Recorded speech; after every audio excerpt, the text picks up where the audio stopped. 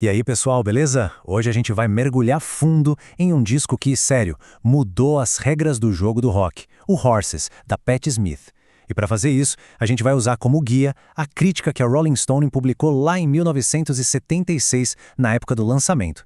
Se você curte esse tipo de análise, de entender o que faz um clássico ser um clássico, bom, já sabe, né? Se inscreve aí no canal do Opa News BR para não perder as próximas. Olha só como a crítica já começa com uma frase de efeito total. Ela diz que a Patti Smith é a poetisa do rock mais incendiária a surgir desde o Bruce Springsteen. De cara, parece só uma comparação, né?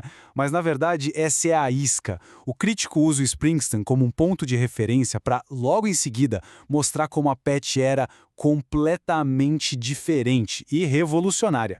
E aqui está o pulo do gato. A crítica deixa bem claro. Para o Springsteen, o negócio é o rock. A banda, a música vem primeiro e as palavras vestem essa música. Já para Patti Smith, é o contrário. A palavra é a origem de tudo. A poesia vem primeiro e a música surge a partir dela, para dar corpo, para dar voz a esses versos.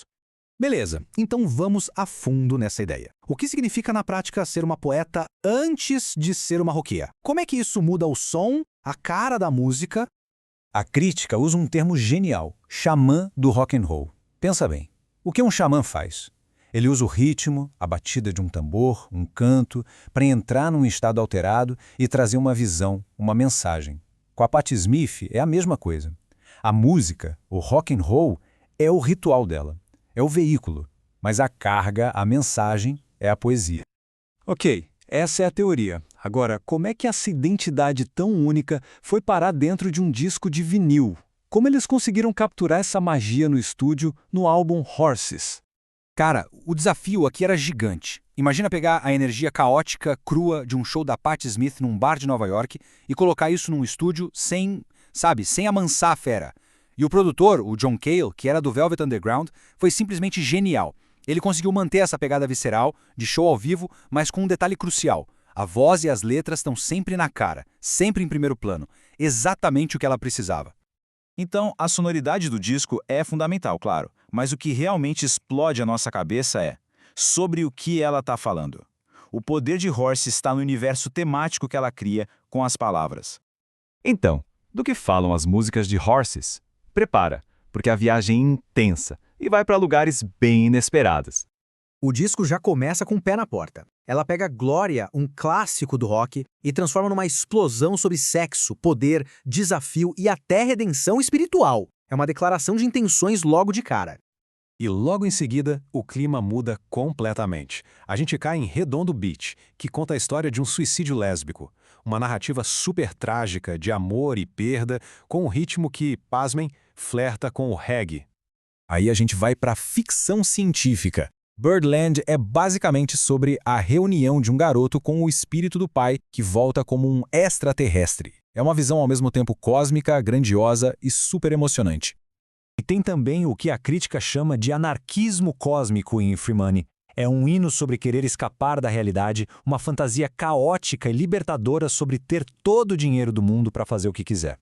E aí vem Land, que talvez seja o momento mais uau do disco. Começa com uma cena de violência num vestiário de escola e se transforma num épico de rock completamente surreal, misturando poesia falada, rock pesado, improviso. É algo que, sério, ninguém tinha feito antes.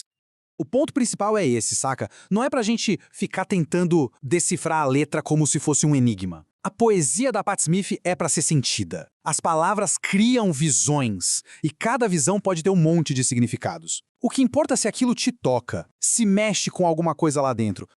Mas a genialidade dela não estava só nas músicas originais. Uma parte essencial do que ela fez foi pegar a história do rock, olhar para ela e reinventar tudo.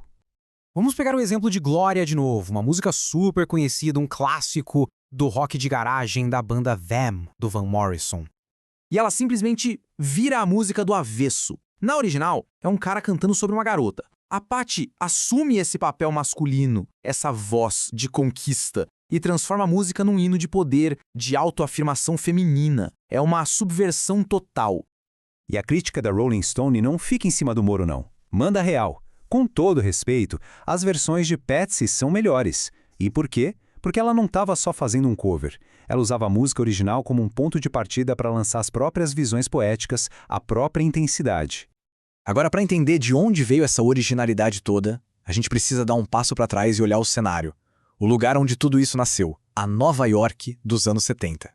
Dá para traçar uma linhagem bem clara no DNA artístico dela. Começa com os poetas beat, como o Ginsberg, passa pela cena de arte de vanguarda de Manhattan e, claro, bebe direto da fonte do Velvet Underground. A Patti Smith é a fusão perfeita de tudo isso. E quem é a peça que conecta tudo isso? O produtor do disco, John Cale. Ele era do Velvet Underground, mas também transitava no mundo da arte minimalista, da vanguarda. Ele era a ponte perfeita entre a alta cultura experimental e a energia suja e rebelde do rock. E esse era o espírito daquele lugar, daquela época. Era um mundo à parte, onde as fronteiras entre as artes simplesmente não existiam.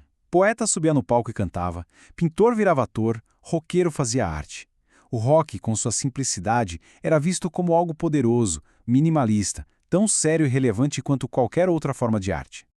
No fim, a gente fica com essa pergunta, né? Como alguém pode ser tão original, tão única e ao mesmo tempo ser o resultado de tantas influências diferentes? A Patti Smith e o Horses são a resposta. A verdadeira originalidade talvez não seja criar algo do zero absoluto, mas sim pegar tudo que veio antes e misturar de um jeito que ninguém nunca pensou.